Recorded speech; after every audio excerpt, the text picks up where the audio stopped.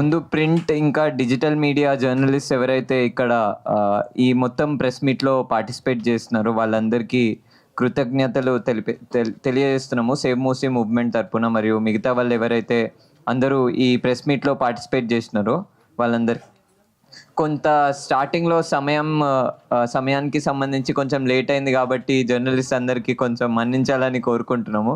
ఖచ్చితంగా next time నుంచి ముందు రావడానికి ప్రయత్నిస్తాము. సో నేను ఈరోజు అంతిమంగా నేను డిమాండ్స్ని ఒకసారి మీ అందరి ముందు ప్రజెంట్ చేయడానికి ప్రయత్నిస్తున్నా.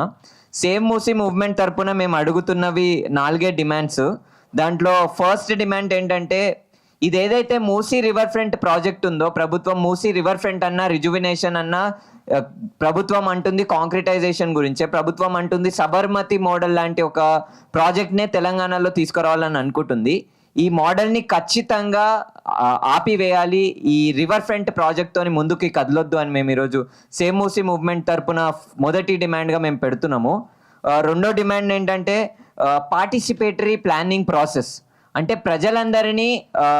ప్రజలందరినీ భాగస్వామ్యం చేసి ఒక ఇన్వాల్వ్మెంట్ని చేసి ఒక ప్రాసెస్ని ప్రభుత్వం ఇనిషియేట్ చేయాలి. వీళ్ళు ప్రజా దర్బార్ అని చెప్పేసి ప్రజావాణి అని చెప్పేసి ఇవేవైతే ఫాల్స్ అంటే మొత్తానికి అబద్ధమైన ప్రాసెస్లు చేస్తున్నారో, అంతెందుకు తెలంగాణ రైజింగ్ అని ఏదైతే వెబ్సైట్ లాంచ్ చేసారో ఆ వెబ్సైట్లో మీరు మా సజెషన్లు అడుగుతున్నారు. సజెషన్లు అడిగినప్పుడు మీరే ముందు ఆన్సర్లు రాస్తారా? చూస్ ద కరెక్ట్ ఆప్షన్ అంట. నేను నా ఇన్పుట్ ఇవ్వాలి కదా, నేను ఒక ఎస్సే రాస్తా, దాని తర్వాత నువ్వు ఒక సజెషన్గా తీసుకో. నువ్వు ఈ 10 ఆన్సర్లలో రివర్ ఫ్రంట్ దీంట్లో సెలెక్ట్ చేయి, నీకు ఏది కావాలి. నువ్వే ఆల్రెడీ ఆప్షన్లు ఇచ్చినావు, నేనేం సెలెక్ట్ చేస్తాడా?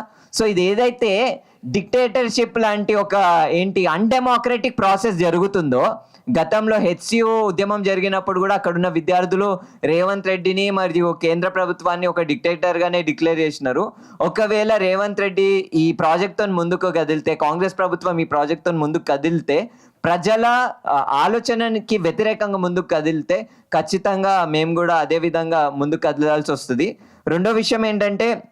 మూడో విషయం ఏంటంటే ఎవరైతే ఈ మొత్తం పొల్యూషన్కి మూసీ నది చచ్చిపోయింది, మూసీ నది పేరు పెట్టుకోవడానికి అందరు సిగ్గుపడుతున్నారు అని రేవంత్ రెడ్డి గారు ఇన్ని సంవత్సరాల నుంచి అంటున్నారు కదా, ఇన్ని నెలల నుంచి అంటున్నారు కదా, అసలైన కారకులు ఎవరు ఈ కాలుష్యానికి? The real polluters, the people, the government bodies, the industries whoever have polluted this river. ఎవరైతే ఈ కాలుష్యానికి కారకులు ఉన్నారో వాళ్ళందరి మీద ఫైన్లు విధించండి, వాళ్ళందరి మీద పెనాల్టీలు విధించండి, వాళ్ళందరినీ శిక్షించండి, అవసరమైతే జైల్లో కూడా పెట్టండి. ఇన్ని సంవత్సరాల నుంచి ఎవరైతే ఇన్ని లక్షల డబ్బులు కరప్షన్గా తీసుకొని, ఇన్ని లక్షల డబ్బులు జీతంగా తీసుకొని విలాసవంతమైన జీవితాలను గడుపుతున్నారో వాళ్ళందరూ అకౌంటబుల్గా నిల్చోబెట్టాలి ఈరోజు ప్రభుత్వం. ఎవరెవరైతే పొల్యూషన్ చేసినారో ఇన్ని సంవత్సరాల నుంచి, ఆ పొల్యూషన్ కంట్రోల్ బోర్డు ఎవరైతే చైర్మన్లు ఉన్నారో ఇన్ని సంవత్సరాల నుంచి, వాళ్ళందరినీ నిల్చోబెట్టండి, వాళ్ళందరినీ కోర్టుకి ఇడ్చండి, వాళ్ళందరినీ జైల్లో పెట్టండి. ఒక ఇన్వెస్టిగేషన్ పెట్టి పొల్యూషన్ చేసిన వాళ్ళందరినీ అకౌంటబుల్ పెట్టాలి. 4వ పాయింట్ ఏంటంటే, ఇదేదైతే రిజువినేషన్ అని అంటున్నారో, ఈ రిజువినేషన్ అనేది ఒక సైంటిఫిక్ ప్రాసెస్ అయి ఉండాలి, అన్సైంటిఫిక్ ప్రాసెస్ అయి ఉండొద్దు. రేవంత్ రెడ్డి గారు ఇది మీరు అనుకుంటున్న కళని, లేకపోతే కాంగ్రెస్ లీడర్స్ ఎవరెవరైతే ఒక కళని నిద్రలో పోయి డ్రీమ్ ఏదైతే కళ వచ్చిందో దాన్ని తీసుకొచ్చి ఇంప్రూవ్ చేయాలంటే నడవదు అట్లా. విజ్ఞానాన్ని కొంచెము ఉపయోగించండి. ఆల్రెడీ చాలా స్టడీలు ఉన్నాయి. అన్మోల్ లాంటి వాళ్ళు జమ్మూలో నిరసనలు చేస్తున్నారు. ఇప్పుడు పూణేలో ఉన్న ప్రజలు ఆల్టర్నేటివ్ మెథడ్లతో వస్తున్నారు. వాటిని కొంచెం చదవండి, టేబుల్ మీదకి తెప్పించుకోండి. లేకపోతే ప్రింట్కి కూడా డబ్బులు మేమే ఇస్తాం అవసరమైతే.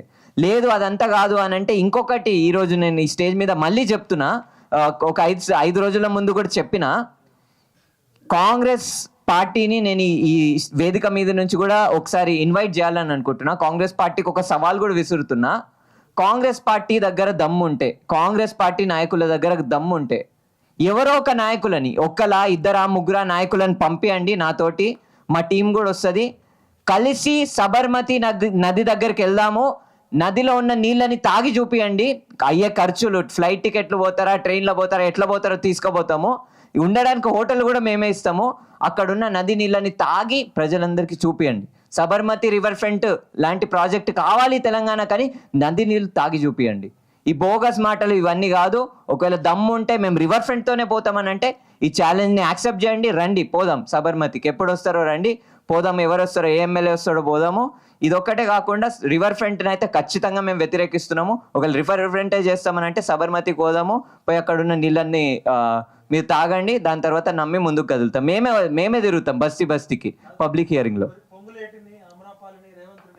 మీరు ఎట్లయితే సియోల్ పోయిర్రో అట్లనే సబర్మతికి పోదాం.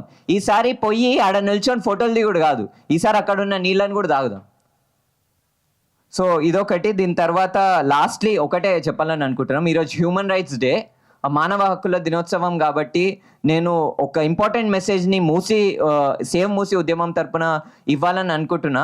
మా అందరి తరపున కలెక్టివ్గా మేము ఒక యువత ద్వారా నిర్వహించబడుతున్న ఈ ఉద్యమంలో మేము మరీ ముఖ్యంగా ఆలోచిస్తున్న విషయము గత ఒక సంవత్సరం నుంచి ఏంటంటే మానవ హక్కులే మాకు చాలా ఇంపార్టెంట్ అంశము. ఈ మూసీ గురించి పనిచేస్తున్నప్పుడు పర్యావరణము మరియు పౌరుల హక్కులు ఇవి రెండు సమానమైన విషయాలు, చాలా ఇంపార్టెంట్ విషయాలు. కాబట్టి ఏ ప్రాసెస్ చేసినా, ఫ్యూచర్ సిటీ కట్టండి, RRR project, regional ring road కట్టనివ్వండి, మూసీ రిజువినేషన్ అనండి, ఏమనని ఏ ప్రాసెస్ చేసినా ఈరోజు హ్యూమన్ రైట్స్ సందర్భంగా పీపుల్స్ రైట్స్ని కన్సిడర్ చేస్తూ ముందుకు కదలాలని రిక్వెస్ట్ చేస్తున్నాము. రిక్వెస్ట్ కాదు, డెఫినెట్గా ఒక హెచ్చరికను, ఒక వార్నింగ్ని ఇస్తున్నాం. ఈ ప్రభుత్వము ఉన్నది రాజ్యాంగబద్ధంగా, రాజ్యాంగాన్ని మేము పట్టించుకోము, రాజ్యాంగానికి విరుద్ధంగా, ప్రజల హక్కులకి విరుద్ధంగా పోతామని అంటే ఖచ్చితంగా మా రిక్వెస్ట్ డిమాండ్ అవుతుంది, మా రిక్వెస్ట్ వార్నింగ్ కూడా అవుతుంది. బికాజ్ మేమందరము పౌరులుగా మారి ఈ దేశంలో బతుకుతున్నాము. ఈ పౌర హక్కులనే మీరు హరించి ప్రభుత్వం నడిపిస్తా అంటే ఖచ్చితంగా మా రిక్వెస్ట్ డిమాండ్ అవుతుంది, మా డిమాండ్ వార్నింగ్ అవుతుంది. ఇదే నేను రేవంత్ రెడ్డి గారికి, మిగతా అందరు అధికారులకి, ప్రభుత్వ నాయకులందరికీ చెప్పాలని అనుకుంటున్నా. మూసీ నదిలో ఉన్న ప్రజలు వద్దు అని అంటే దానికి అర్థం వద్దు అనే. మీరు ఇంపోజిషన్గా చేయాల్సింది consultation, participatory process. Thank you so much. ఈ మీటింగ్లో చాలామంది మా క్లైమేట్ ఫ్రెండ్ నాయకులు, ఆరుణ్య, ఫ్రైడేస్ ఫర్ ఫ్యూచర్ నుంచి దీక్ష, ఇట్లా చాలామంది రాలేకపోయినారు. కానీ వాళ్ళ తరపున కూడా మేము చాలా ఇన్పుట్స్ని యాడ్ చేయగలిగినాము. గత ఒక సంవత్సరం నుంచి చాలామంది మహిళా నాయకులు క్లైమేట్ ఫ్రెండ్ తోటి, సేవ్ మూసీ మూవ్మెంట్ తోటి పనిచేస్తున్నారు. వాళ్ళందరికీ కృతజ్ఞతలు తెలుపుతున్నాం. ధన్యవాదాలు.